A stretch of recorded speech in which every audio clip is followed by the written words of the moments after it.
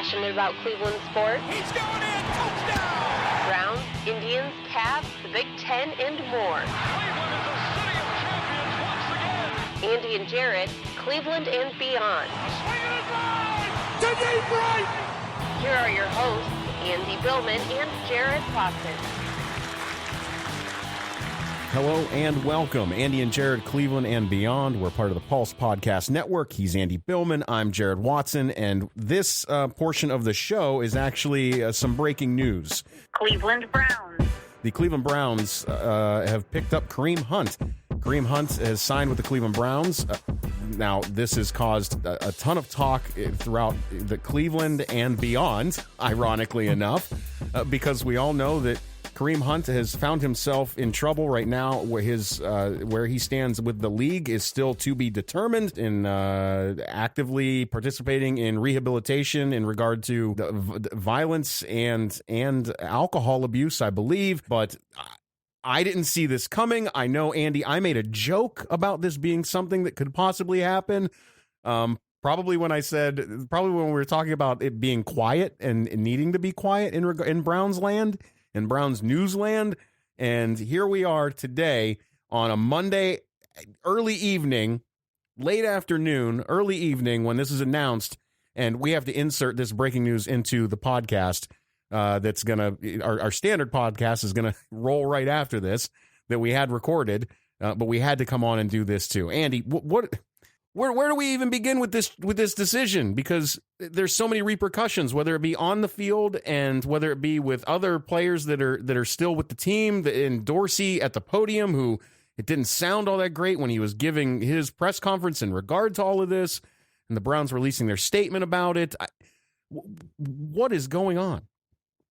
A lot of commotion today, and for good reason. This was a big deal. This was big news, and to your point, it did go beyond the city of Cleveland today for sure. It went probably global, I dare say. You don't like to say those kind of comments, but I think it did here today with Kareem Hunt.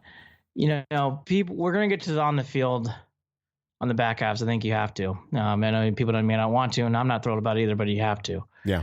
When it comes to just, making decisions in life and who do you choose to be around you, everybody deserves a second chance. Everybody deserves to rehab their life. I would not have made this move, and I'm not happy about this move. I would have chosen not to sign Kareem Hunt. I don't think the Browns need this. I don't want to. I just, right now, Jared, I don't like supporting guys like who've been shown on camera hitting women. I don't find that to be comfortable with me. I'm not a big fan. I'm just not a fan of it. And I think what it comes down to here today, Kareem is now going to be a Brown. He's going to play for 1 year as a restricted free agent after the year's over. If you want to talk about on the field, I'll get to that now. The move makes a lot of sense. Before we even get to the on the field, I want to lay out a little bit more on this, Andy. There are Cleveland Browns fans that are season ticket holders that will no longer be season ticket holders. We know that they're going to take a PR hit on all of this. I get what you're saying about you don't want.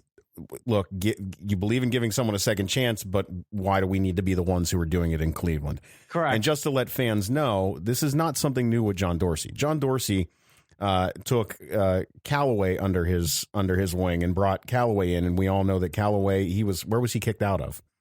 He was kicked out of Florida, exactly. Yeah, I mean, Dorsey's got a big connection here to Kareem Hunt. Well, he did it with Tyreek Hill too. And Tyreek Hill was accused of hitting his pregnant girlfriend. In college. Right. So, I mean, this is nothing new in which Browns fans shouldn't be surprised. No, I guess in that stance. Now, before we get into the play on the field, we should also mention that the Browns must have kept this as tight-lipped as anything that I have seen out of this organization in a long time. There was no inkling of this from what we're seeing, correct? Oh, correct. I mean, it came out of nowhere. Dorsey even acknowledged he didn't say anything to the team, any players. He had to talk internally to the executives and the Chiefs, definitely the Haslams, Chiefs. I'm sorry, the Deep Podestas of the world. Yeah. But let me go backwards for a second. This is not surprising. Kareem Hunt's a local kid. Dorsey drafted him out of college. Kareem Hunt has definitely been around Cleveland, and so there's a lot of connections here. again, I believe in second chances, but second chances doesn't mean you're sometimes playing as an NFL running back. I'm talking about second chances and doing other things and getting your life back together. I hope the young woman is okay. I do. Again, like I want to. We should pivot from that. The big thing with Kareem Hunt now is he's going to be suspended at some point. The NFL is now going to be taking a deeper look at this. Well, there's multiple investigations. There's nightclub incidents. I believe there's 3 total.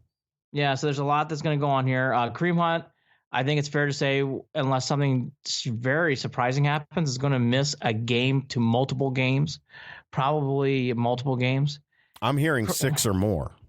I am too. I think it's hard to predict that. I think let's just all say that he's going to get a fair shake of losing games this year. He's already lost some games from last year too, so where that Goodell lies, I'm not sure.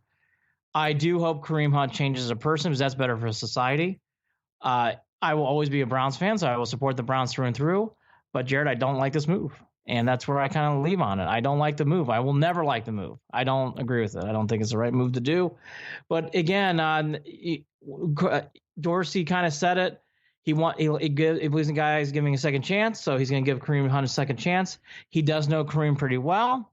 I think the bigger thing here is, can Kareem Hunt, you try to make everything to a positive. At least I do. So I'm going to try to be the voice of some positive reason here.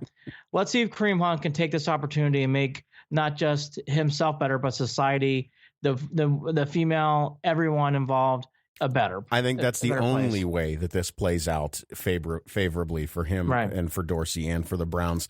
Andy, we're used to John Dorsey owning the crowd when he steps up to the podium, and it did not come off that way tonight when he addressed media members. And there were national media members there, and I didn't quite get, because it was so quiet. I was listening as I was driving back home.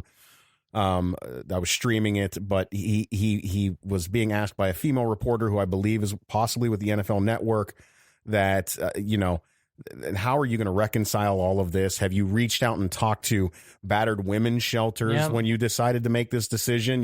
He was hit with the hard questions, and John Dorsey did not. He used the same answer over and over again about they did their due diligence in regard to all of this. That the young man is doing his best he clearly understands, according to John Dorsey, the repercussions of what he did, and he wants to make things better. Look, that's great, but John did not give. There was not a lot of meat and potatoes with that answer. There wasn't anything that carried a lot of weight other than, of course, he's saying that. What is he going to say? He didn't do his due diligence? Is he going to say he's not a kid who's trying to better his life? Like, what do you expect? Right. And again, he deserved to get hammered today. This is not a positive move. So you're going to get hammered today. And I think that's the other part of this here that I have not done. We need to pause on here. There's going to be a lot of commotion for this now, and this is going to carry for a while. This is not going to go away. No. This is going to be here for a while. It's going to be probably a daily thing here for the next few days. I'm sure when we do our next podcast towards the end of the week, it'll be brought up again and again. This is going to be a bigger story here. Why this was, that's another reason why. It's not my main reason why for not wanting to do it, but that's another secondary reason. You're bringing noise to a team that had a lot going for it. You didn't really need a running back like this.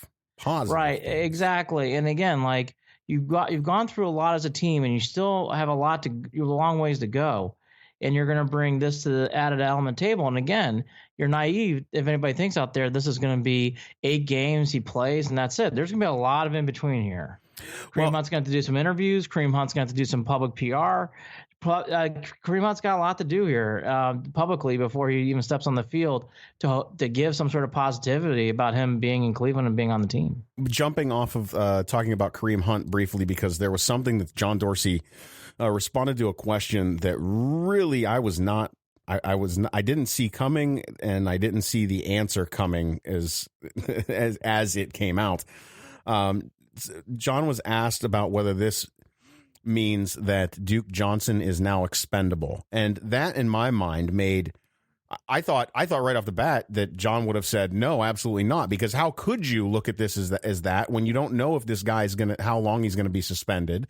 You don't know if it's going to pan out. So why wouldn't you just say no? And John hesitated to answer that question and then kind of waffled on it, and he said, no, it doesn't make him expendable yet.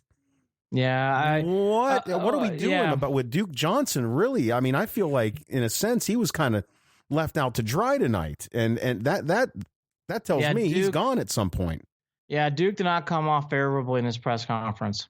That last question was one of the first signs that I saw. I'm like, well, he wasn't exactly from his answer about Duke, because when you say the word yet, sounds like that he's been contemplating this. Sounds like that he's been thinking about where does Duke Johnson fit down the road on this team. Well, so, Kareem Hunt can catch the ball as a running back out of the back. I mean, right? He absolutely can. He absolutely can. So look, it's the same style as what we were hoping to get out of Duke. And look, again, there's a whole lot of commotion with this signing, and that answer in the end has nothing to do with off the field. That's on the field, and that's going to be brought up by someone. When you hear something like, hey, Duke Johnson, he's not expendable yet, does that mean he was thought about to maybe be expendable after today? Because it sounds like that he might have been expendable. So that's another thing that goes on to this too. Look, I'll go on the field real quickly because that's what that's football. Right. When it comes on the field stuff, look, Kareem Hunt's an excellent player. He's athletic. He's quick. He makes moves. He's great in space. Yeah, top 5 running back possibly. I mean, he makes the team so much better. I'm not naive. It doesn't mean that you're going to feel good about it. It doesn't mean you think it's the right move. And when it comes to Duke Johnson, if I'm, outside of fan bases and people like myself who didn't like the signing today, Duke Johnson, it's a rough day. That was a tough cup of coffee after Dorsey spoke. I would not be thrilled if I were Duke Johnson after that presser, hearing that he's not expendable yet. I think that what I would look for in this case is the next time John's asked these questions or anybody's asked these questions in regard to Duke, he'll be given a chance to clarify. And if he doesn't, then that's your answer. That's your answer, because I don't think that the way he responded to that question can be ignored either. No, again, for on the field stuff, that last question said a lot about on the field, and it wasn't all about Kareem Hunt. I mean, that did not come off as a confident. That answer was not how much I appreciate and respect Duke Johnson and he's going to be here. That was like, well, he's not expendable yet. So we'll see what happens. I mean, all in all, Jared, again, I'm going to rephrase this. I've already made my feelings known about the signing, but this is going to not go away. There's going to be a lot more of this to come. I think you're going to hear a lot about this for the next 48 to 72 hours.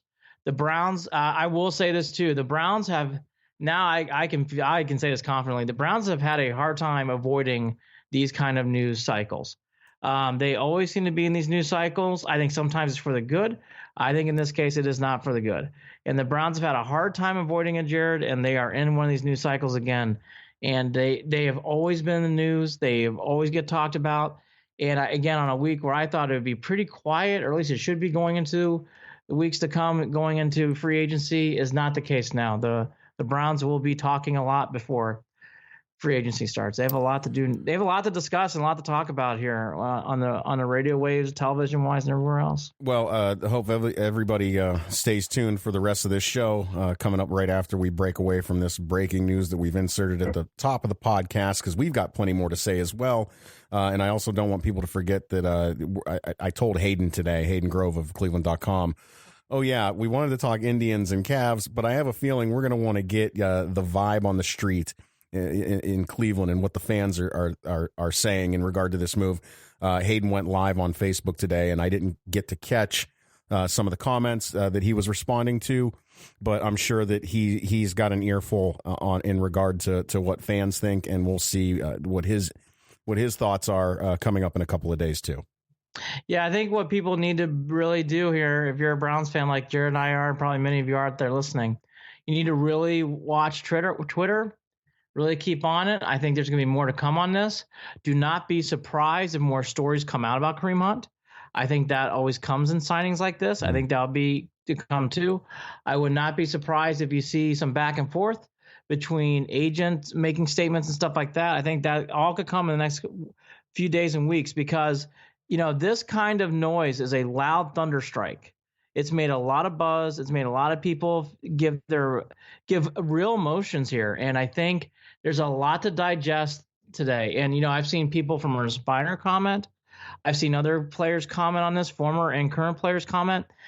Jared is going to get a lot of chatter. And again, I wouldn't be surprised if it picks up steam rather than decrease. I think it's going to actually pick up steam in the days to come. I don't think this is going to lose anything. So, as you said, more to come with Hayden later this week. And certainly we'll tell our own thoughts as the week plays out.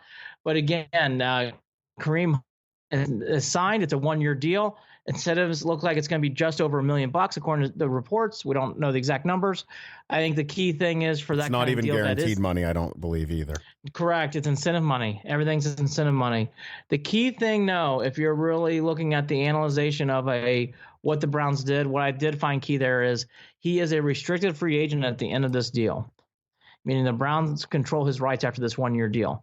So the Browns will have hearsay over what happens to Kareem Hunt. It's not a clean one-off as is going on with Perriman and Robinson.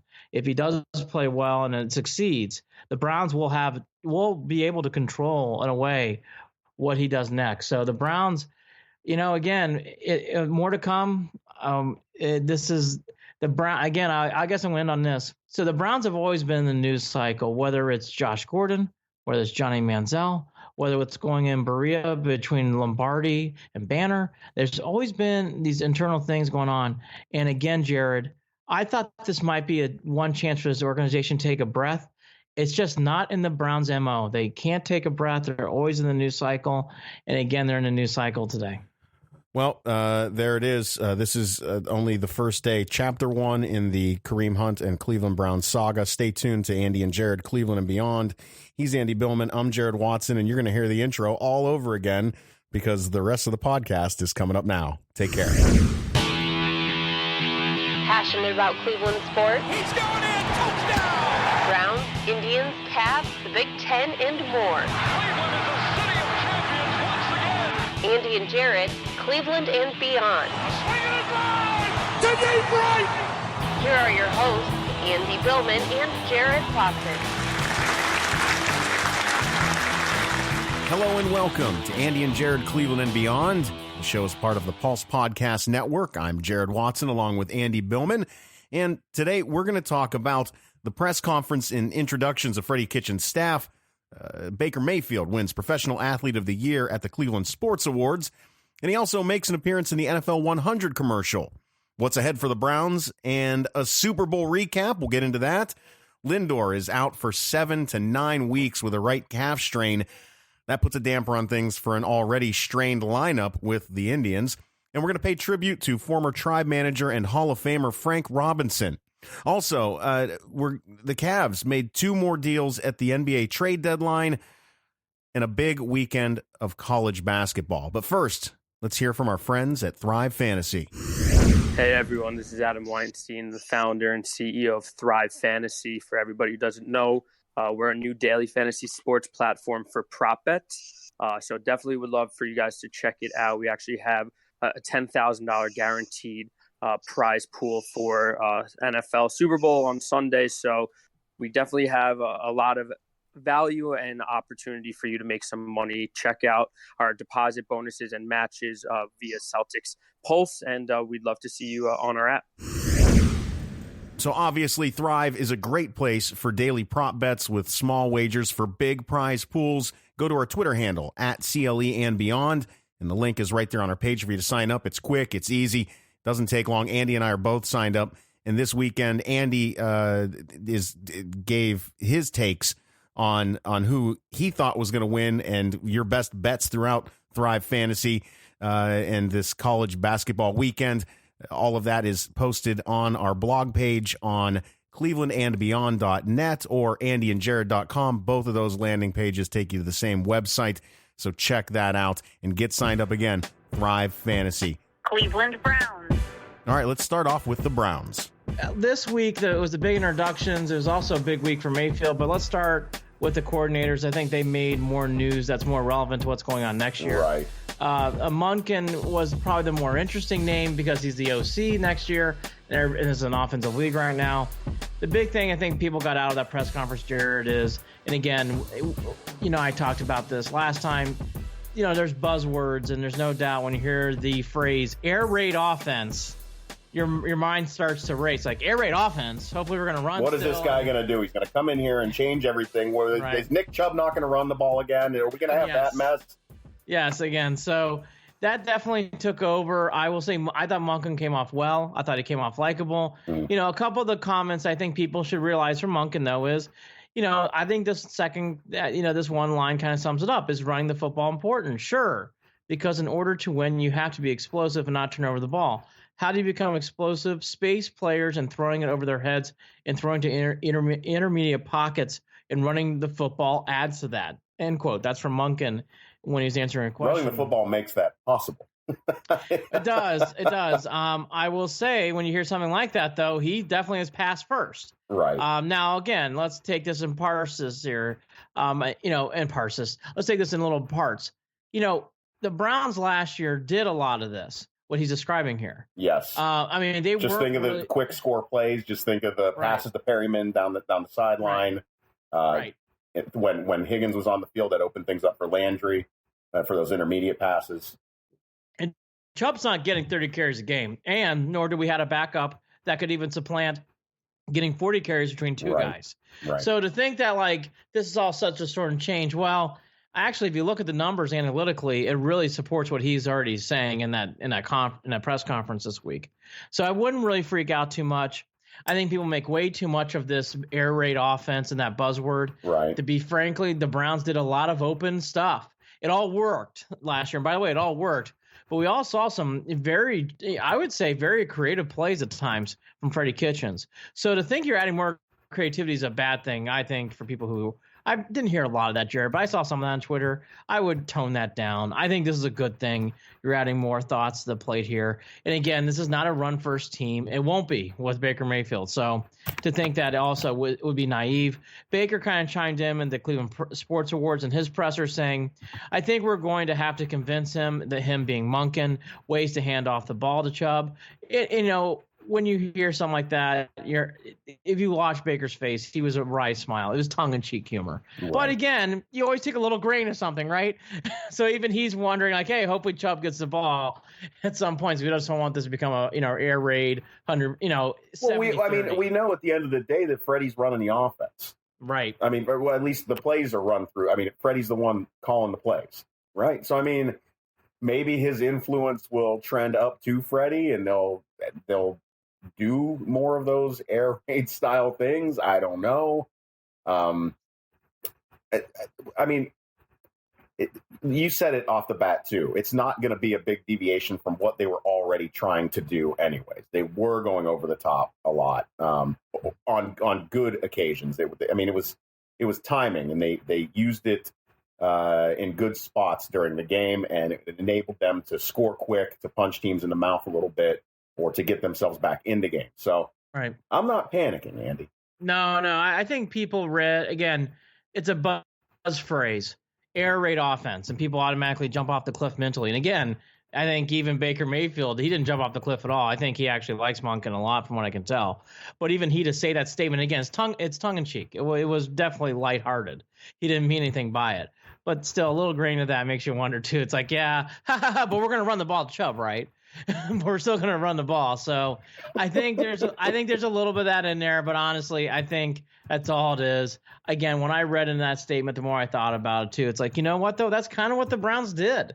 If you watch back and we did our review of the shows, I know when we're reviewing back in the shows, Jared, there were a lot of big plays down the field in open spaces. So, I really want to take in too much to that. I think Monken's a good ad. And the way I lead this going into the offseason is, there's nothing wrong, Jared, with doing that because the Browns still only won 7 games.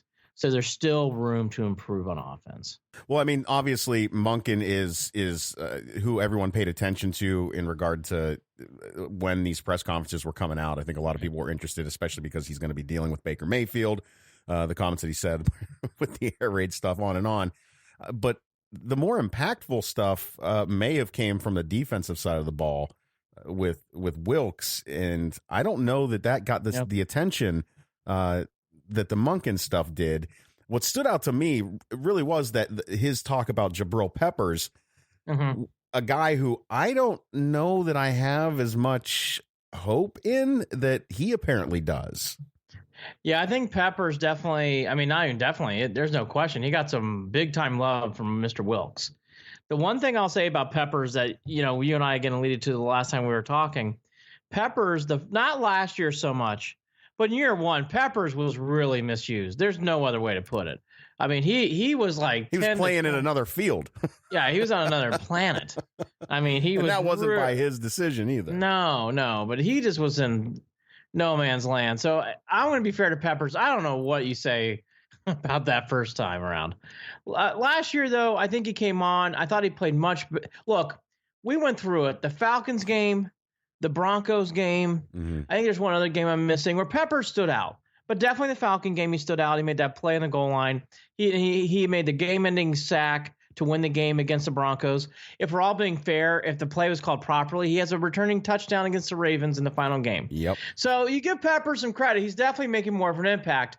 I think here's the part of the thing, too, and I'm with you on Peppers, but I'm starting to come around to where Wilkes is. Part of the problem with Peppers is what he was doing catching the ball in punts, which was horrific. And I would actually emphasize this team, do not allow that to happen next year with him. No, you can't. Let him focus. It stole. If you think about it, that's why I'm distracted by the good things that he's done, because it was painful. Every kick you were, oh boy, please just hold on to it. It was either hold on to it or you saw exactly where we standing and you thought to yourself, well, this is exactly where we're going to have the ball, because you knew he wasn't going to go anywhere with it. Correct. My 9-year-old son clapped out loud when he caught the ball. I'm not exaggerating. He would go, Peppers caught it. And that's not even to knock on him. He's just not the guy that needs to be back there. That's it. There's a difference between Metcalf returning punts and he fumbles, and it's one, but Peppers wasn't catching the ball. I mean, Peppers was never even catching the ball. Like Metcalf once in a while would fumble and you get a little nervous, but he was so exciting and he made so many big plays that he took it. Peppers is not on that level, and Peppers isn't running back two a day. Two a day. So you gotta take the hits there. So leading on that point, Wilkes really, the big quote was this: like, when you add Peppers along with Randall, I really love that combination in the range we have in the back end making plays on the ball. Yeah. That's from Wilkes in the press conference. That says a lot. He also added this: with Peppers, I think he gives you that element of a guy who can play closer to the core, has athleticism, and the skill set to be able to play out in space and cover a slot receiver as well as a tight end. When I was watching Peppers, to be honest, Jared, I know he was doing those things in the secondary that he's just describing. I didn't see a lot of that from Peppers. In fact, Peppers, the thing is with Peppers Jamie Collins, there's a good comparison. Jamie Collins, I think we just saw him missing plays. Or Joe Schobert towards the end of the year, Joe had a great first half, but after the injury, Joe was just missing plays. Peppers just was missing. Well, when he when he's in the spot, he makes his presence felt every single time. You're right. Yeah, so I think Wilkes has some good points here. I'm glad to hear him elaborate there on Peppers. I think it's good for Peppers. I just hope Peppers becomes that focus, and that's that. No more special teams for Peppers. Let Cowboy do that stuff. Cowboy was wonderful at the end of the year returning kicks, and that's what should be done there. Wilkes also made a mention too about Myles Garrett, where he loves his play. He's definitely a Pro Bowler, but he hinted that he thinks he could take another level even and go to this, I would say, game changer, where I think if we're being fair to Myles Garrett, he isn't that guy yet. He hasn't made those Lawrence Taylor, J.J. Watt that we've seen in the past kind of plays, Ed Reed kind of plays in the past. There are people that are going to be pissed at you when they hear this, but you've stood by this statement throughout the year anyways, and I'm starting to understand it now a little bit more too, Andy. You're right. He's a great player. There's nothing wrong with the guy. He's a great player. When you just watch him play, there's another level. And he's not that level yet. And that's okay. He's still a great player. He's a wonderful player. There's nothing wrong with him. You just know when you watch some of these other defensive players, Von Miller's another good example. Von is at a different level right now than Myles, and that's okay. But he is. Von's just that elite. Well, Myles Garrett's just very good to great, and that's okay. It's not bad. It's just being truthful. Andy, what I noticed that teams took advantage of, and one of the reasons why the Browns struggled against the run game is They took advantage of Miles over pursuit. It was quarterback or nothing throughout the entire season. And teams would, especially the Raiders and Marshawn, they went to that left side. Yes. They went to that left side, and there was always a gaping hole on Texans that left side. Texans game too. Yeah, I mean, that's and it was running back north, Myles Garrett south. And that's all it was. It was. And Wilkes made a note in his press conference. He thinks Myles Garrett was actually a big strength in the run game. So, you can take that for what it's worth. But all we're trying to say here is we all love Myles Garrett. I love the guy. There's still some room to improve. Not a lot, but there's a little room to improve where he can become that much of an elite player in the league. Listen to us, snotty, snooty New Browns fans with our talking elite players now. Isn't that nice though? I'm happy that we're having this. Yeah. Wilkes hinted at it. Yeah. So you know what? Don't hate it. Don't hate the messenger. No, it's just I'm glad that we can have this conversation, Andy. We're not talking about who we gonna draft at 1 next year. I agree. We're talking about good, great to elite, about a guy who was a starter in the Pro Bowl. That's what we're talking about as Browns fans right now. So I agree. And again, love Myles Garrett. Yeah. I'll repeat this one last time. I love Myles Garrett. He is very good to great. There is one more level he can get to. That's that Von Miller, J.J. Watt level, and he's not there yet. He's close. And Wilkes kind of hinted at that during the press conference. He could get that good, and if he gets that good, my gosh, watch out. So, all right. So that to be said, I don't want to harp on that. I love Myles Garrett. But that, Jared's laughing. You can't see his face in the background. But that, I felt vindicated. We didn't really get to talk about this offline. I did feel vindicated when I heard that. So anyways, all right, enough about that. So Wilkes, I think the other thing about Wilkes, though, that really came off that I do want to hit on is nothing tangible, they said, or really comes down to breaking down something that he's going to do in the defensive schemes. Right. But here I'm saying, like, hey, the one thing I learned as a coach was learning what I need to bring as an assistant to help the head coach. Jared, when you hear something like that, even from a guy is probably already thinking that, but for him to say it and make a point to say it the way he did, I think goes a long way. And it was a really good sign. I was blown away by Wilkes. Not blown. I was blown away. I thought Wilkes came off very good in the press conference. Andy, anytime I've ever worked anywhere at a job, you knew who the good leaders were because they were the guys that might have been working in a section, or in a certain area, or they had their specialty. But those guys or girls never hesitated to reach over and help out in other areas to make other people better, to help them out. And that's exactly what this statement means to me when I hear that, is that this guy knows how to lead. Yes. Knows that it's going to take more than just him focusing solely on the defense and staying in his lane to help make this team get great and become, the perennial playoff team that we hope they can become. That's how I look at that. Well said. So Wilkes came off good. It came off very good. Monken came off good as well. I wouldn't get too worried about the air raid offense buzzword. Again, if you really look back at it, it kind of is how the Browns played anyways. I don't know how much you want to break down the special team coordinator press conference. Make field goals. Don't fumble punts and kickoffs. Yes. I mean, that's make extra points. But what else do we need? Yeah, look, I don't know where the Browns ranked. I'm sure it's either 30th, 31st, or 32nd. Mm-hmm. So there's a long ways to improve there. Blocked. And key spots blocked. Yes. We can go. Look, we've already made our point about special teams. They need to restart, and they will, and hopefully it'll get better from there. Baker Mayfield wins the Cleveland Sports Awards for Professional Athlete of the Year. He does not win Rookie of the Year, so why don't we start there first? Because that's obviously the bigger of the two. Yep. It's great that Baker won the Cleveland Sports Award, and I thought he was well-deserved. You could argue LeBron, but I'm not going to get to the nickels and dimes on who should have won what. There is 50-50. LeBron's an all-time great, an all-time Clevelander, but at the same time, what Baker did in the second half I thought was very magical. So let's go to the Rookie of the Year stuff. Both you and I have talked about this. I was surprised that Baker didn't win. I was not shocked. I think in a normal year, Saquon Barkley runs away with this award. And honestly, I think going into the last 4 games, you and I and almost everyone was mentioning Baker's playing better, but really this is Saquon Barkley's award. And then Baker just exploded the last 4 games, and the rest is history. But he should have won the award because of that, but he didn't. Again, I think he should have won it. I thought he outplayed Saquon Barkley. I thought he actually was the better MVPs. He made his team better and brought more wins to the table. With that said, again, I'm not going to go hating on Saquon Barkley because no. in a normal year, Saquon Barkley is a runaway winner in this award. Andy, first of all, the fan vote one, I'm not worried about that. I don't care. I never expect anything. I don't expect national fans to get it ever. So that's that. That award's that award.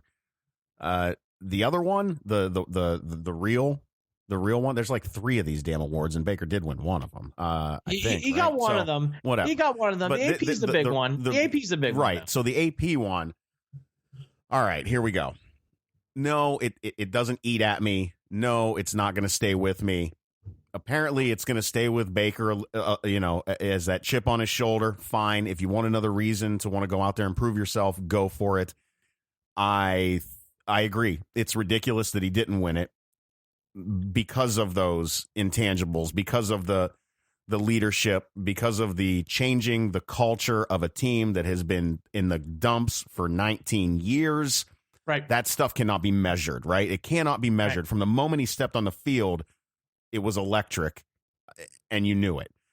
The other issue is that I've talked about in the past, running backs, a rookie running back can be the best running back in the league on a regular basis, right? On a regular basis. That's a thing that can happen. You run the ball, boom, got it. Fresh legs, fresh young legs, best running back in the league, got it. Right. You're never going to have a rookie quarterback who's the best quarterback in the league ever. Will not. I mean, you almost did with Holmes or with what's his face? Oh my God, with Holmes. Yes. So anyways, Mahomes. Jeez, what the hell was that? My brain went stupid for a minute. Patrick Mahomes. What is wrong with me? Yeah, I think your guy's got 3 papers due tonight. Holmes. So, I'm talking Holmes. What is that? So anyways, I do have homework I got to do. So, the fact that Baker had broke the rookie record for touchdown passes as well. I mean, look, in my opinion, those things are what sets him apart from Saquon. Am I trying to take anything away from him? No, not at all. No, not at all. I guess the big thing here is I thought some of the remarks went too strong. Saquon had a hell of a year. Cleveland Twitter was kind of awful about it. It was kind of over the top there. But to say Baker deserved the award over Barkley is one thing. I'm with everyone there. But to say it's crazy or that's, hey, guys, look, Saquon Barkley had a pretty good year. Yeah. And again, up until week 12, it really wasn't close. It was more Saquon Barkley and just play out the string. Again, none of us knew what Mayfield was going to do at the end of the year. He ended the year with a earthquake of a thunder. So that's that. I do agree with you. I think it plays a little bit of motivation. Baker kind of hinted at the sports awards, so let that be what it is. I think the bigger thing here, though, is in the meaning behind it is the NFL 100 commercial. When you see, for people who didn't see it, you should check it out. It's on YouTube. You can easily find it. I thought that was the bigger thing to me, actually, than that award, and I really mean that. When you have someone like Baker getting handed in a moment there with Brady, and basically it's almost like a passing of the torch moment, which is what it was. Wasn't it? Which is crazy really they got Brady to do that, considering the guy refuses to quit and retire. Well, but again, like it just says a lot about that moment. Yeah, it does, and that's not something they threw together quickly. I mean, Mahomes wasn't doing that. You didn't see Aaron Rodgers in that spot. Packer fans were not thrilled. You didn't see any Packers in that spot. Didn't see any Packers. That grew a lot of ire from the Green Bay fandom. So, saw and Jim by the way, Brown, though. Oh, Jim Brown. So multiple Browns. So I think those are the kind of things to keep in mind. I would check out the NFL 100 commercial. I thought that was a cool thing for Baker, and that was not a random thing that some television producer put through, Jared. You and I are both pretty savvy enough to know that had a lot of meaning behind it. And there was a lot of Cleveland flavor in that spot, and I thought that was good for the city and good for the Browns. So that was cool. I would check that out. Yeah, I love Kevin Hart came out with the Cold as Balls All-Stars thing with Baker Mayfield. That was back in the, I would say, late spring, it's a summer. video. Is it a video series that he does for? It's Old Spice sponsored it, so it's on YouTube. Yeah. And for some reason, they started coming back out with him now. So this was taped in 2018. Like I said, it's definitely before training camp too. So I would say it's sometime in May or June or something like that. So anyways, it's a funny spot. The one thing to take out of it, Baker Mayfield's really good on these spots, and Baker Mayfield is Baker Mayfield before the season, after the Sports Award. There was no change. There's no because change. like you said, this was recorded way before with Kevin Hart. He held his own with Kevin Hart. He did. That's a He really difficult thing to do, to not look out of place with a guy who's that amped up at all times. He's always on 100, always. There's no medium. There's no slow. It's go or nothing. So I thought that was kind of cool. I would also advise fans to watch the Mayfield presser. It's on YouTube as well via many websites for the Cleveland Sports Awards. It's a good 10-minute listen to in your car. You know, he gives some odds and ends about where he's at mentally. I'd also advise to listen because it's probably the last time you're hear from him until April. Right. So I would give it a good spin. I did in the car ride, as you can tell. The one thing I got out of that press conference, though, I do want to hit on is I thought it was great, and he made reference to it for about a good 30 seconds, how much time he spends with Kosar and how much that means to him and how much he's understanding what it means to play quarterback in the city. I just thought that was great. I love to hear things like that. You know, a lot of other fan groups may not care about that. Boy, it means a lot to us as Browns fans, and it means a lot to me. Kosar is one of our guys. He's definitely my idol growing up. And to hear that to a guy who's successful, who's from Cleveland, giving him pointers, and Baker wanted not only, you know, take those calls, but give calls back to Bernie and hang out with him. I thought it was cool. I thought that was a really good sign. Well, I love that stuff. And over the past few years, there's been a sort of contentious relationship between the Browns organization and Bernie Kosar, which really, really aggravated all of us, I think. We want Bernie to be a part of these things. And the fact that he has been brought back in a larger role, and that he's talking to Baker like this. Baker's a smart kid. Baker wants the insight. Baker wants to know more about the city, and Baker realizes, like all of us, if you ever listen to him, I mean, people outside of Cleveland might make their jokes, but if you ever listen to Bernie's football acumen is through the roof. There's not many people that know more about the quarterback position or football in general than Baker Mayfield. Or I'm sorry, than Bernie Kosar. You know, that's just who Bernie is, and there's a lot that Baker can get out of that. You know, that, and it was great. And Kosar, too, he has been brought back in the last 2 years. A big jump happened right around the time Sashi got ousted, and you could tell that it's been fully reciprocated back with Dorsey. Dorsey got it, and really the door's been flung open. So it's good to hear that stuff. That's really it for the Baker Mayfield stuff. There's some other odds and ends from Super Bowl week, but I wouldn't really take too much into it. I think those are the big things to hit upon. I think the other things to get to real quickly before we move on to other things. Higgins wanted to be a Brown. That kind of came out during Super Bowl week. Yeah. There's a great video of him on Cleveland.com, and this is via Cleveland.com, basically, with Higgins on camera looking right into the camera saying, I want to be in Cleveland. No other team. Tell Dorsey, tell Lonzo to get it done, referencing to John Dorsey and Alonzo Highsmith. Then Higgins' agent references to Cleveland.com. After that, we're getting there. Sounds like Higgins is coming back. You and I have alluded to this. He is not a game breaker. He's not someone that's going to staff the stuff sheets. He's not going to stuff the stats. But Higgins actually makes an impact on the game, and other receivers and other players get open because of him. And I can't explain why. And I don't know. And when you watch him play, he's not a great player, but he's a good player. But Higgins does make an impact on the game, and that is I think a must sign for the Browns. Landry disappeared when Higgins wasn't on the field. Everyone disappeared. Yeah. Everyone disappeared. So I think that's a good thing. Nothing to really report with Robinson or Perryman yet. Not unusual. I mean, this is still mid-February right now. I mean, we're barely in the mid-February, so I wouldn't really look too much one way or the other with that. The one thing to keep in mind is you got a left tackle and a wide receiver, and a wide receiver has a lot of promise who played really strong in his last few games. Those are positions that people will make offers to. I think Robinson and Perryman, the big things to remember, these are two guys, this is their big contracts for their career. They both played out the rookie contracts. They haven't gotten the big money yet. And Jared, this is a good chance for these two to make a good hunk of change. And they don't want to leave money out there. And they're going to take a good look at it. By the way, I don't think the Browns will shortchange him. I think they'll play him appropriately too. But anyways, I think that's why Robinson and Perriman are weighing out their options. And as they should. I mean, again, this is a left tackle and a wide receiver. They're going to get some looks from other teams. There's no question. Wow. Let's play this game real quick. Who do you think's more important to sign? Outside of Higgins? I know, yeah, with Robinson or Perryman. Robinson. Isn't that crazy? Isn't that Not crazy? really. Well, kind of, but not really. Perriman, That whole offensive line looks so different when they finally plugged Robinson in, and we went 6, 7, 8 quarters without Baker being touched. yeah, After getting tagged repeatedly with oh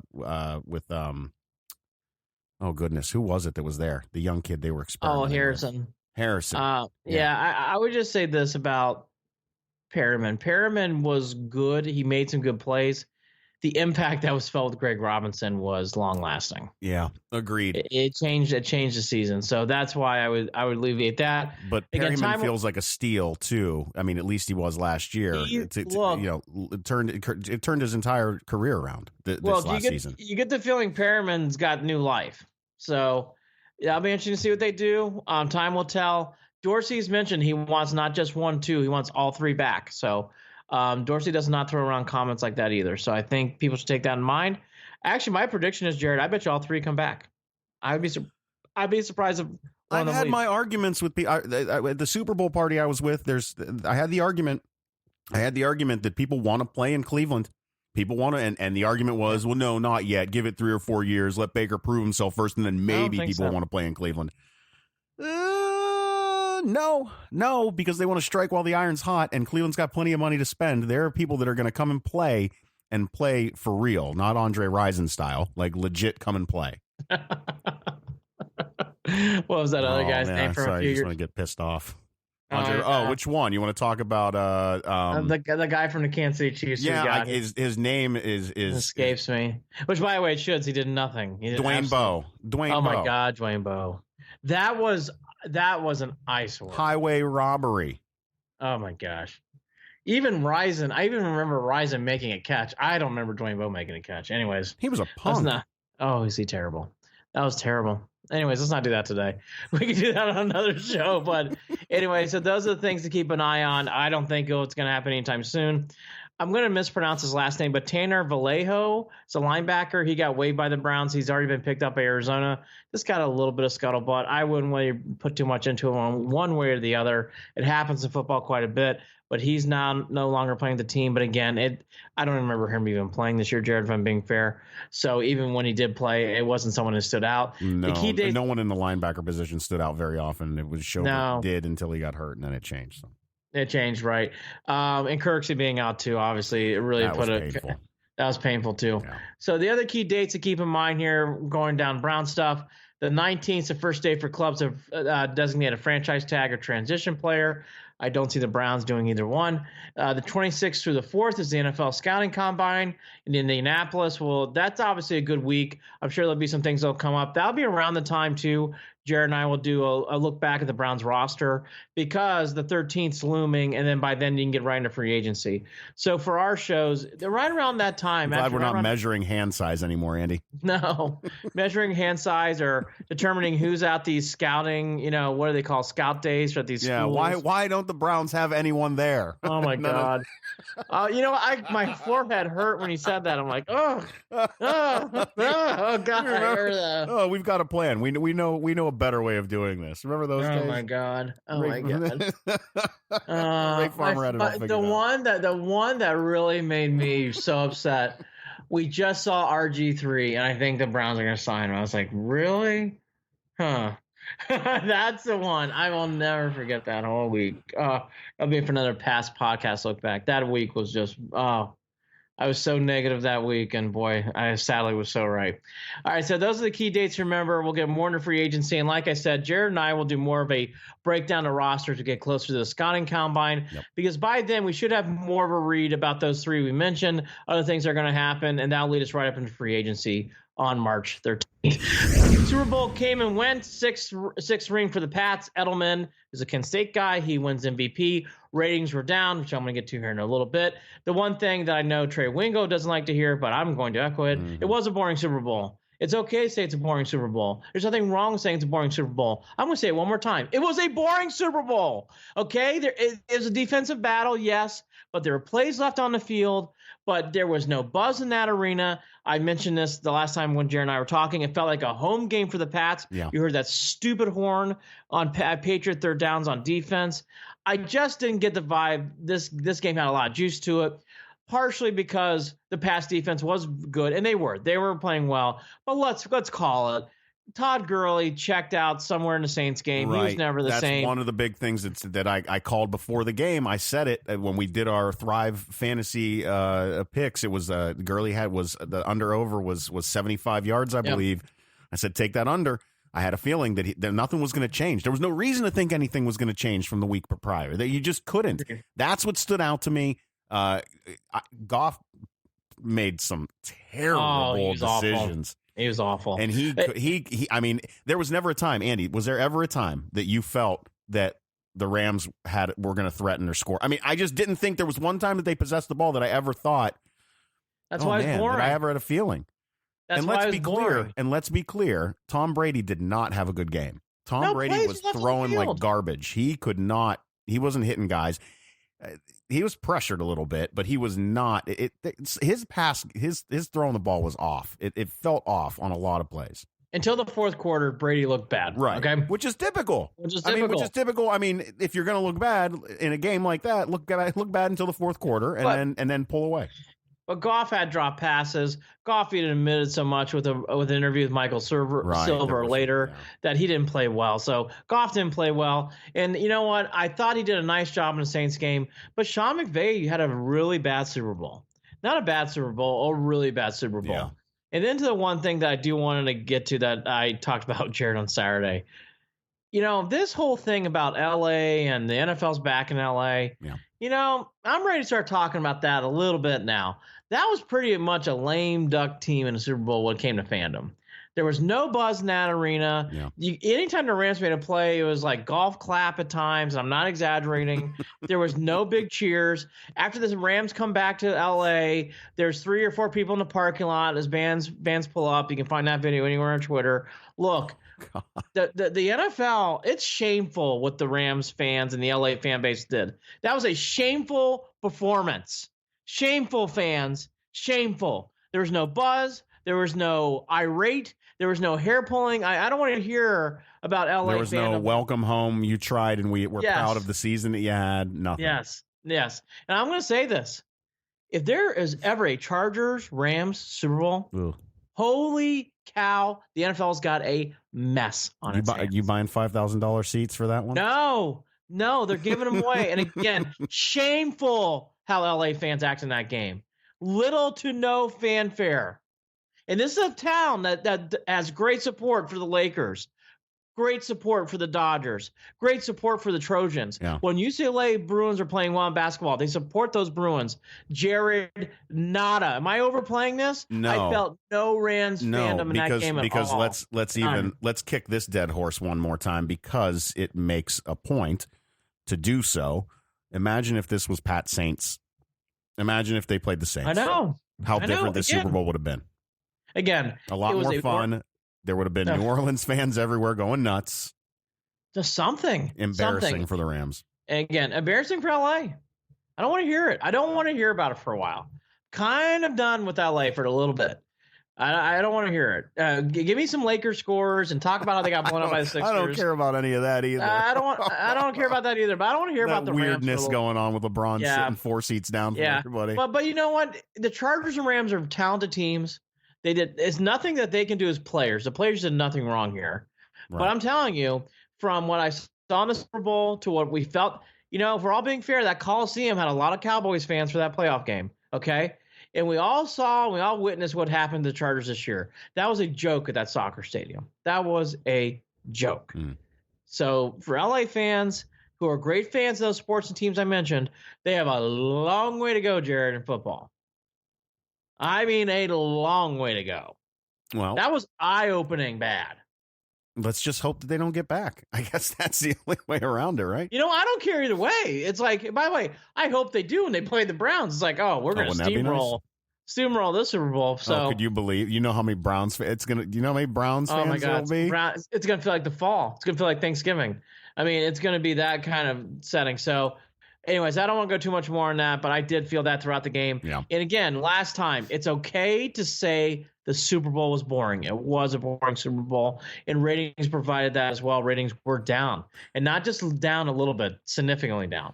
It's So almost like those who get mad about you being upset that it was boring are like, do you not know how grateful you should be? It's that you're blessed to have a Super Bowl to watch it all. I know. Well, that's why I stopped watching the Oscars. That's why I stopped watching this other stuff. You're getting angry and upset. Fine. I'm allowed to say it's a boring Final Four. I'm allowed to say it's a boring. Okay, here's another one. Dodgers, Red Sox, except for games 4 and 5, was pretty boring World Series. Okay. Yeah. Oh. Yeah, all right. So Boston, LA, unless it's Lakers, Celtics, exit stage right. You're not meant for anything else, okay? Boston, LA does not generate what I thought I was going to generate. We've had 2 events now. We've had 2, and I haven't seen a damn thing when it comes to energy or vibe, okay? So let's bring Cleveland. Let's bring some other Midwest towns. Let's bring some South. Let's bring some other things. So I'm good with that. All right, I don't want to get too much of a tangent on that. I'm getting fired up here late on Sunday, but I just had to get that out. Now, speaking about getting fired up, this Jared knows where this is going. No, So we're done with football. Let's now go to the Tribe. Cleveland Indians. Look, there's nothing that says anything more than injuries in spring training and overreaction. I hear it all the time with Yankee fans. I certainly hear it with Mets fans. So I don't want to be that fan today. But I must say, when I heard Frankie Lindor is out 7 to 9 weeks with the right calf strain, I'm not worried about Frankie. I think Frankie will bounce back. He'll be fine by mid to late April, and that'll be fine. I'm not. You're more sure about that than I am. I'm thinking soft tissue. I'm thinking something that could be nagging throughout the season, which just makes me worry even more. Well, man, it's not. It wouldn't matter if we didn't destroy what we had coming into this season with issues in the outfield, issues in the infield. If Kipnis got to start second base, with issues behind the plate, and issues at bat. Like, I don't know what they're going to do. Look, Jared, I mean, the Indians Twitter had a very good tongue-in-cheek moment. Now, don't freak out. They always We're freaking out. We're freaking out. Yeah, okay? I'm sure. Yeah, the Twitter was. I'm sure out. they're going to. Everyone's going to handle this calmly, not freak out. I'm freaking out. Here's your starting lineup. You got Chang or Stamets playing shortstop. Yeah. Jason Kipnis playing that. So here's your middle of the infield. Roberto Perez, Lindor, Kipnis, Leonis Martin. It's coming off a very, very big illness. I have a feeling I've got more confidence in Leonis than I think. I do. But again, it's the same thing as Lindor. I'm not worried about him.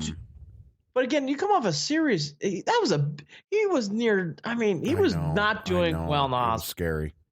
That was very, very traumatic. I don't think it's just, hey, run some laps, eat some vegetables, and away you go, Leonis. I think he's going to have to take some time to get back. I do. I know. I really see. The more that we talk about this, the more I'm thinking about. I just don't understand. All right, I'm going to be that guy real quick, and I don't mean to be, but are the Dolans really losing money that they had to cut the payroll like that? I just don't. And they've been great. I know the fans lose their mind over this stuff but the deeper part of it is I don't get it. I feel like you've got the central by the you know what's, and now you're trying to give it away. Well, I mean, here's the thing. I would have defended any of those other moves because I know what they're trying to redo and re-sign some players until, as you know, the Jan Gomes trade I will not understand till the day. Probably start the season. But that's why I don't know if I can trust the plan. I just don't understand that trade. Okay. All right, fine. But here's the problem too. So, okay, Ramirez, you can't get hurt. Jose can't get hurt. Carlos Santana, I don't know if he can have a slow start this year. Bowers, I know you didn't play well in the second half of the year. Can't afford that at first base. I mean, everybody now has to play a level above because the other thing, too, that you and I alluded to in previous podcasts back in the fall, you know, Bradley Zimmer's coming off a major injury. He's not coming back. He's not starting the season. So, I mean, this team is a walking wounded bunch, and it's not even February 12th yet. You can be nervous. I'm sorry. It's okay. And I have no idea what their identity is going to be, and it's something that they're going to have to figure out over the period of the first 45 games. Pitching.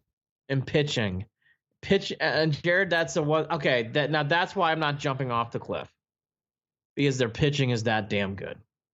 Okay, and their pitching and their starting rotation is one of the best in baseball, and it's hard to say otherwise.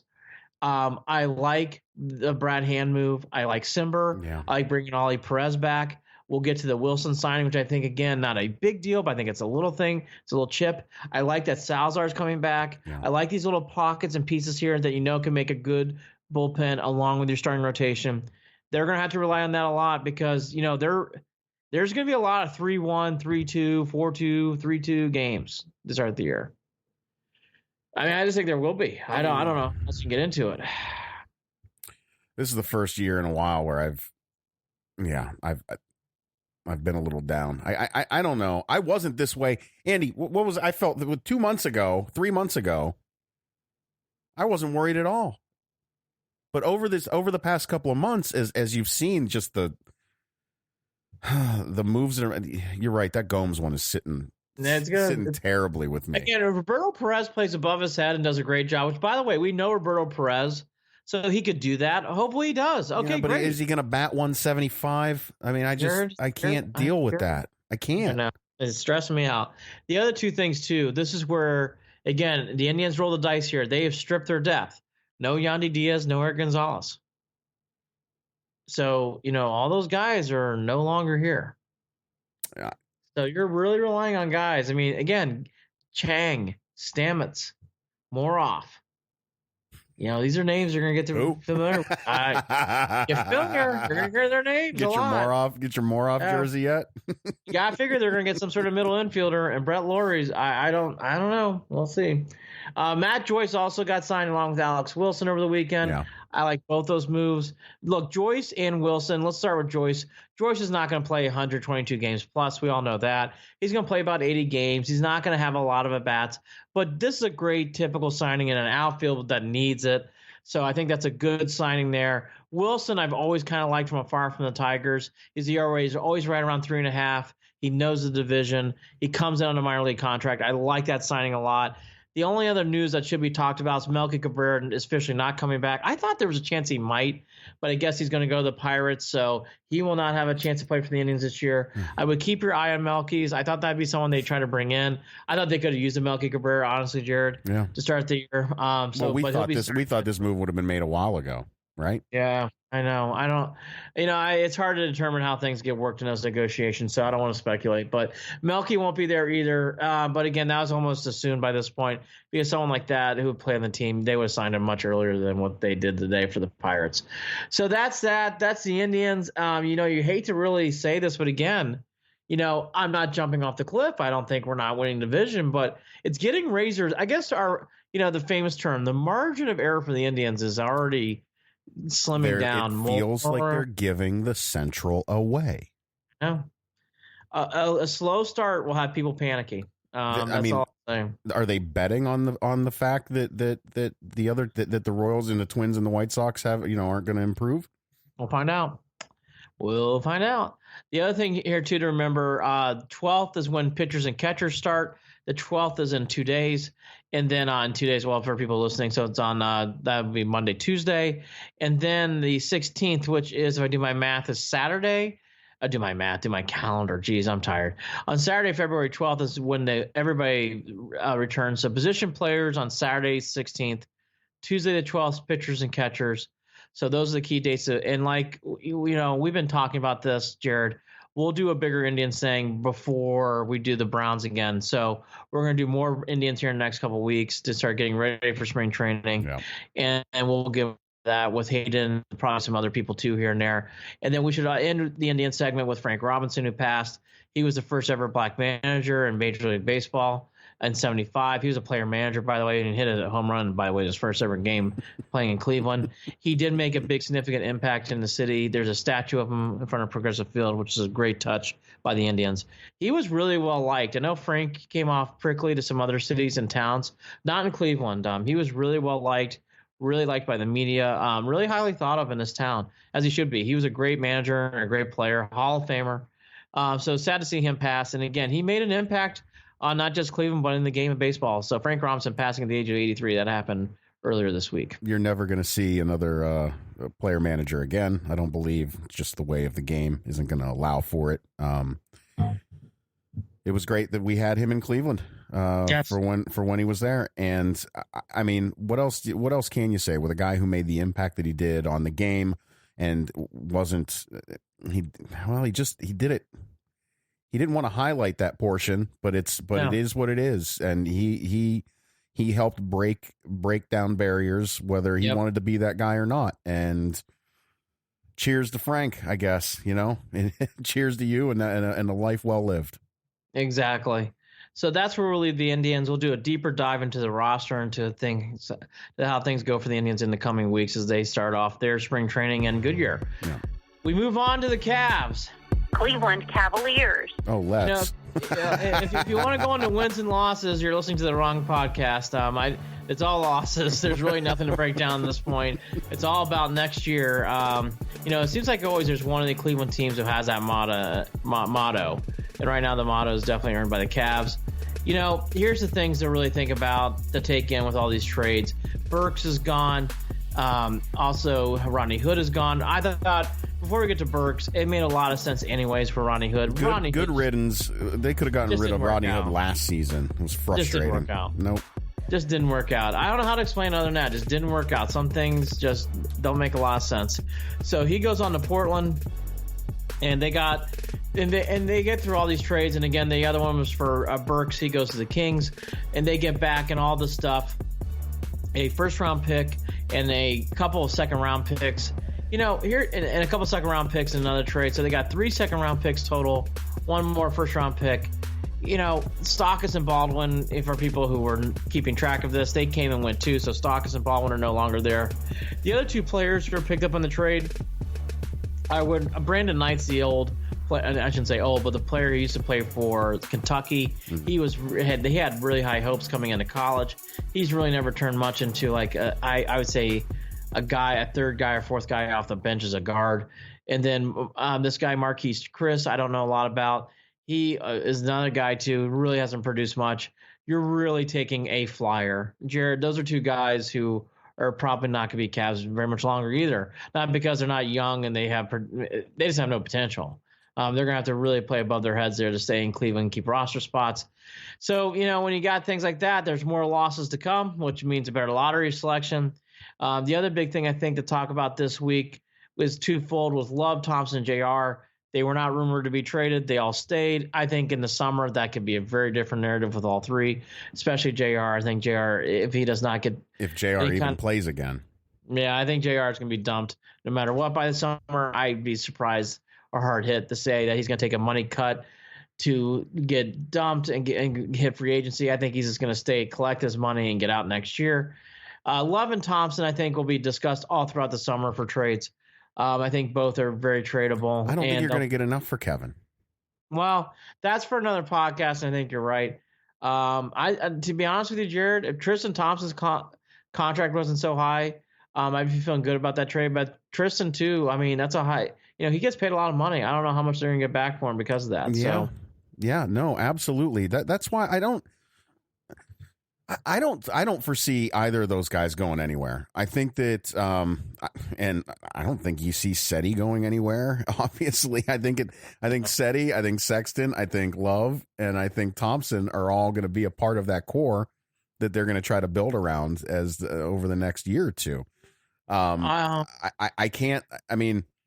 JR, there's a weird part of me that thinks maybe JR is getting it's almost like he's getting a gap year and he'll come back and play for Cleveland. He's still wearing his Cleveland hats. He's still repping. I don't know what it is that's going on with him. And I hope you're enjoying life, JR. And I'm not mad that he's not playing. I'm not mad that he's not on the court because the guy's done. The guy gave Cleveland a lot when he was playing, and I'm cool with that. I'm thankful. I loved watching JR. We love JR, but he's neither here nor there. He's just off. He really is. He's off on a vacation. That's just all you can say. And good for him. He won a championship for Cleveland. So, and he played a major character and a major role in that team. So yes. So all that and more. The other thing to mention too, I'll be honest with you, Jared. I think Love and Thompson are both gone starting next year. Really? Wow. I do. I would love to see one of those guys stay, but not the way this is going. Boy, they do that, I'm lost. I have no idea what they're going to do. I just don't. We'll see. I don't. We'll see. I'll tell you, Jared, I think both those guys will be gone. I think they will. All right. So I think teams will get desperate for someone like a Tristan Thompson, and Kevin Love still has value. Like the Celtics? Maybe. I just think Thompson's one of those. I know. Dumpster fire that they are right now. Another wonderful loss. Boy, LA came, LA left. So we'll get to that in a second. But yeah, so that's that for the Cavs. It should be noted, Love did play on Friday in Washington. It was only 6 minutes. The Cavs just want to see how he feels and determine next steps, but that's a good sign. So we'll see how that progresses.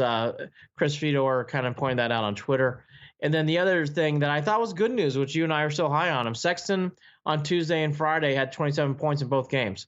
So he had 54 points in back-to-back outings against Boston and Washington. I thought that's a good sign.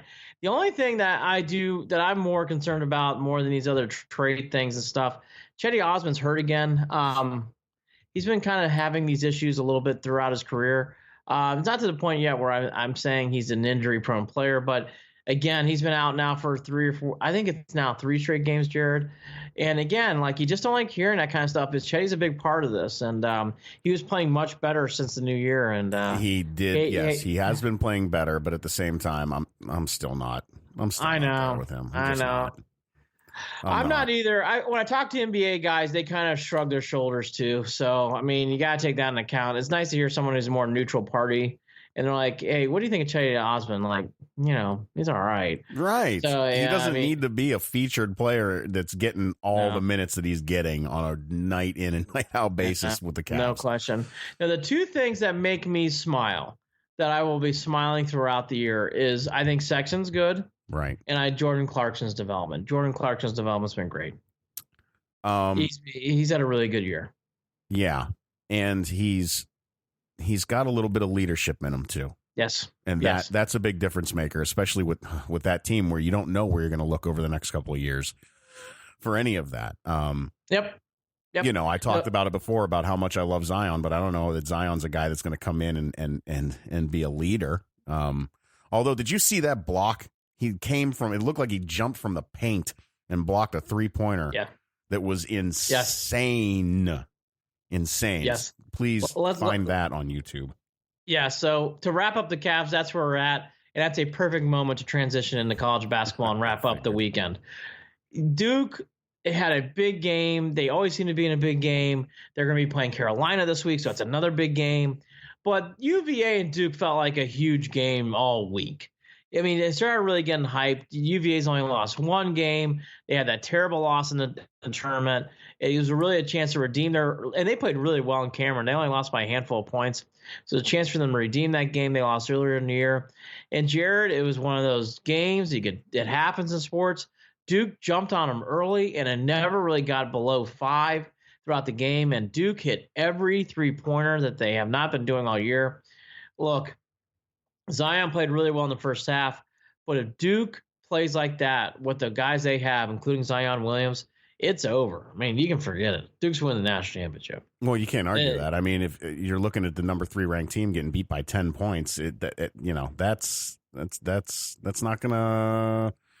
It's not going to work out for them, and at home, right? That was at home for them too. Is that UVA played well, and that's how well Duke played. So, Duke is really on its way. I know for people who may not watch a lot of college basketball, if you want to be like, are we missing something in the Duke headlines? Yes, there's some teams. Kentucky, I'll get to in a second. Michigan, but really, Duke's really good. It's hard getting around that right now. The one thing I want to end on UVA, I know they're having a good year. 20-2 is nothing to be ashamed about. What a wonderful record. And all teams would love to have records like that. But Jared, in watching game day and watching that game, that vibe of losing to UMBC is still there in that arena. It's still around that team. Well, you can feel it. They rotate more guys on the court than I expected too. I didn't realize that. If I were UVA, didn't seem to do much for him against Duke, though. Go ahead. Yeah, if I were UVA, I would keep my eye on that because you don't want that to start carrying. And I thought during that game, Jared, you could feel the UMBC loss a little bit in the stands. You could feel a little bit of a stance. If I'm being truthful. Well, I don't think that this is going to make them feel any better either. They got again, you're losing 10 by 10 at home against in a big game. Not good. Not good. No. Not good. I don't want, again, it's only one loss in college basketball that's easily to absorb, but I thought that had a significant bite to it. Right. Other things throughout the weekend, Michigan had a good comeback win over Wisconsin. Really, here's the simple thing about, and I get to this in all my notes on the blog, so I won't read every note off, but the key thing for Michigan is this. When Charles Matthews plays well, Michigan's really hard to stop. He really makes that offense go. He's a unique player on the floor. And when he's roaming around and making plays, Michigan's very hard to beat. When he plays like he did in previous games and when he played in the first half against Wisconsin, Michigan's not that hard to stop because really the point guard doesn't break down players as much as he should. And Matthews is the one guy who's unique on the floor, who's tall, lanky, who's athletic, who can shoot and dribble out and drive. He's the one guy who really brings a difference on the floor. That's it for Michigan. They do get that, though, the win I thought they needed. Michigan State stops a 3-game losing streak. The other big thing to talk about was Kentucky. I think Kentucky is starting to come on. They're playing better and better each game. I think that's the other team. I think Michigan, Kentucky, Duke. I know some people say Carolina. I'm not ready to don them yet. Tennessee for sure. Those are the teams right now, Jared. I always say around tournament time, there's really only usually 6 or 7 teams that can cut down the nets. And right now, I think that there's 3 or 4 that have slots. That I don't see them losing slots. Like Michigan, even if they go on a cold streak, Michigan can win it all. Duke can certainly win it all. Kentucky can certainly win it all. Tennessee can certainly win it all. There'll be a couple more. Maybe Gonzaga fills a slot. Maybe UVA does get hot and they beat Duke in the ACC and they fill a slot. But right now, Jared, those are 4 teams. And when I've watched the ball this year, it's hard. I can see those 4 teams being in a Final Four. Yeah, I'm gonna pick up and start watching a little bit more. I didn't get to watch as much as I wanted to this weekend, but I made that promise to myself that I'll start giving an S about some of this stuff as we get closer to March. I'll start paying attention. It was just painful for me because I'm looking at an Ohio State team that I had higher hopes for to start out this season that just has not developed the way that I ever wanted it to go. They're 6-6 in the conference. They had a good win against Indiana. That was a big win because they're both on the bubble. Yes. And that really put Ohio State ahead of them and really put Indiana significantly behind. That's how I was going to end it. That was a damning loss for Indiana. And they have beaten Louisville, they've beaten Marquette, and they beat Michigan State and Lansing. And I don't think Indiana's making the tournament. I think it's going to be a very, very hard hole to get out. Well, they're definitely a home team. They'll win at home. They lose on the road. You could almost always bet against Indiana to lose on the road at this point. I don't. But again, I had higher hopes for the Buckeyes. And when I haven't seen any of that, I wasn't really interested. I haven't bought in. It's hard for me to. Andy, I'm just not that guy. If my team's not doing well, it's not fun for me to watch. It's just not. And I'm trying not to be that guy with college basketball, but it's frustrating. Here may be my argument for people. I find college basketball far more interesting right now than the Warriors chalk walk to the Western Conference Finals. Yeah. And then it's a great argument. Pick your hot team in the East Coast. Right now it's 70. I think Sixers are the team to beat. Maybe it's 76ers, maybe it's the Raptors, maybe you pick the Bucks, one of those 3 teams. The Celtics can't win a game right now, so I don't know how you pick them. But anyways, I went in on the Celtics actually. So that's a big win for Ohio State, even worse loss for Indiana. I think Indiana has a hard time making the big dance. They're going to have to really string together some big wins to really get in. All right, ending it on the C's on the Celtics. There's been too much damn talk if I were a Celtics fan about next year. Boston has had so many opportunities to make a significant jump and make significant bites, whether it's Golden State, whether it's the Lakers this week, whether it's other games throughout the season. And Jared, this week, said everything I needed to know, and maybe the last 2 weeks. The Golden State loss and the back-to-back losses at home to LA. Kyrie's possibly hurt for a little bit. I think the Celtics, we don't talk much about the NBA outside of the Cavs, but give me my one thought. The Celtics, to me, if I were a Celtic fan, they have actually, I think, gone backwards a little bit this year. And I think it's concerning moving forward. I don't have anything else to add. Right? I laugh anytime Kyrie's in front of a microphone.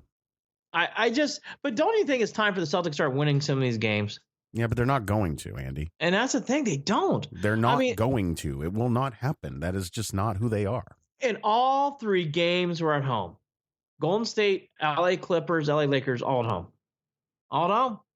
They got booed off the court. They deserved it. They earned it. They blew that 20-plus point lead and got booed off the court at the end of that game. Wouldn't you? Oh, yeah, absolutely. It's trash. There's no reason for it. It's going to be interesting to see how that plays out in Boston. So next week, but it's the media's fault. It's the media's fault, Andy. Are people saying that? Jeez Louise. Who was it? I think Kyrie. Wasn't it him that said that recently? Or am I? Or maybe no. You know what? Maybe I'm mixing it up with. I'm going from East Coast to West Coast. Durant. It's Durant who threw his fit with after not talking for a couple of days, blaming the media. Oh, because one guy wrote an article. What's his face from the Athletic out in L.A. wrote an article that he didn't like, that he says was using fake stuff in regard to him leaving. His plans for free agency. Look, what are you butthurt about? You have to talk to the media for maybe 45 minutes total in an entire week, and chill out. And out of all the sports, that's one sport that really relies on the media to generate stories. And then taking all your anger out on the rest of the media pool? Give me a break. Give me a break, dude. Yeah, I'm down on the NBA. I'm still watching. I watched a little bit today, Sixers, Lakers, but I'm down. I'm so farther into. I love college basketball this year. I think it's, even with Duke, I find college basketball far more entertaining. Nope. So we'll do more basketball in weeks to come. I'm going to try to get us in land someone to talk more NCAA. We're going to get Hayden Grove to talk more about the Indians and Cavs. Yep. The Browns kind of go dormant for a little bit. There's a string in the summer between really Memorial Day and the middle of July, and this string right now, Jared, really between now and free agency, there is not a real lot that goes on with the Browns. Maybe they sign a couple of these free agents, but really in between that, Jared, there's not a lot for these next 2 or 3 weeks for the Browns. It gets pretty quiet around Berea, which is not a bad thing. This is the reality of the situation. Hey, don't forget, you can read up on Andy updating the blog. You can follow the podcast. You can email us, all of it. Just head over to clevelandandbeyond.net or andyandjared.com. They'll both take you to the same website. All our content is there. Also, you can subscribe by downloading the Pulse Podcast app, Pulse Podcast Network app, and you can go ahead and listen to us through there. We are a part of the Pulse Podcast Network. Follow us on Twitter at CLE and Beyond. And you can also follow us on Facebook, facebook.com/Cleveland and Beyond. Email us, andyandjared@gmail.com. I think that about covers it. Andy, anything else to add? Iowa had a great buzzer beater win here on Sunday night. That was good for the Hawkeyes. They keep going. I think the big things to remember now as we get into the doldrums of winter, which sometimes can feel that way, and it's definitely over Cleveland this year compared to other years because there's no LeBron and the Cavs are bad and the Indians have had this Lindor news. There are better times ahead with the Cavs. Keep watching with Sexton and stuff. And with the Indians, I know, and I'm one of those guys, I'm not happy, I'm not thrilled, but I'll tell you, the Indians with their pitching should be good. Everything should be okay, but no more. I really hope this, a Kipnis injury, something you can see happening. The Indians, I don't know how many more blows they can take like that, Jared. So it'll be something to watch here as spring training really ramps up on Tuesday and Saturday. Do not give the Central away. That's how I feel about that. Andy and Jared, Cleveland and Beyond. He's Andy Billman. I'm Jared Watson. Thanks for listening. We're part of the Pulse Podcast Network. Talk to you again soon. Take care.